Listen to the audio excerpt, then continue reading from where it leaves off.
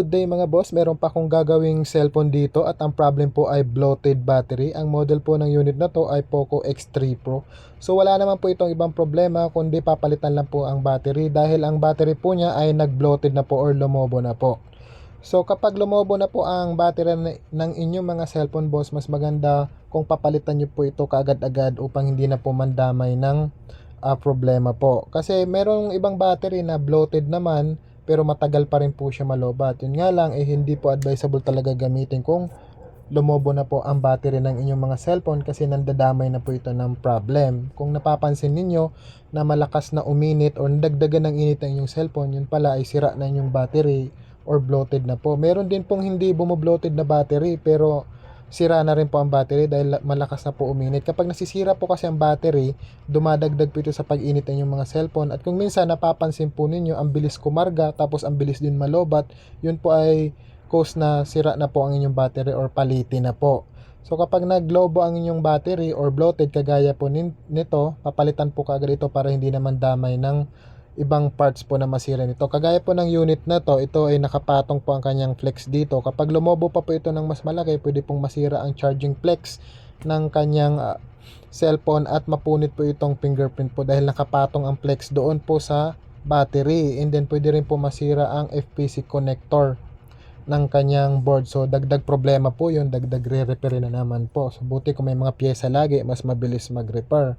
So papalitan ko na po ito ng battery at ang ipapalit ko po dito ay original pa rin po na battery. So ayan po, original din po yan. Meron din po kaming ibang brand ng battery na may mas mataas na capacity po. Ito kasing original, same lang po sa milliampere niya.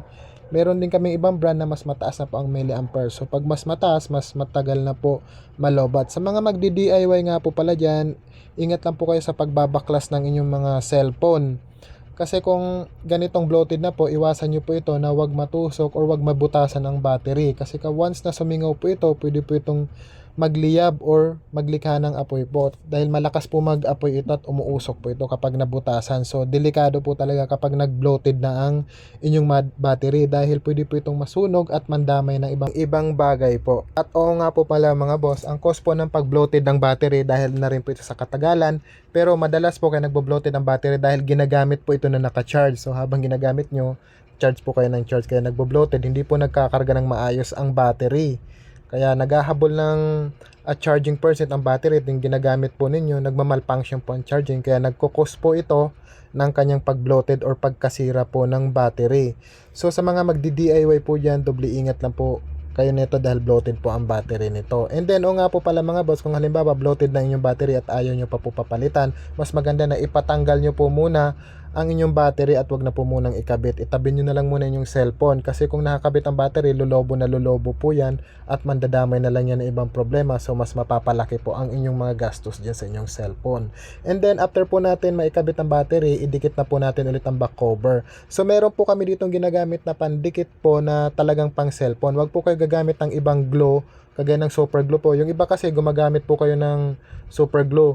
Kapag natuyo po yun, sobrang kapit na at titigas na po yan, masisira na po inyong frame. So hindi po yung pwede pang dikit sa mga cellphone dahil meron po talagang pandikit para sa mga cellphone. Kaya wag kayong gagamit ng iba po niyan. Syempre mga boss, dahil bago po yung battery, kapag nagpalit po kayo ng panibagong battery po, mas maganda ito kung i-battery nyo po muna. Dahil ang bagong battery, meron po yung factory charge. So malulubat din po yun agad. Then, i-battery nyo po. Kapag battery niya, at least 10%, i-charge nyo na po ng 100% para maganda po ang function ng inyong battery. At syempre, doble ingatan nyo na po para hindi na po masira ang inyong battery dahil napakamaselan din po talaga ng battery ngayon.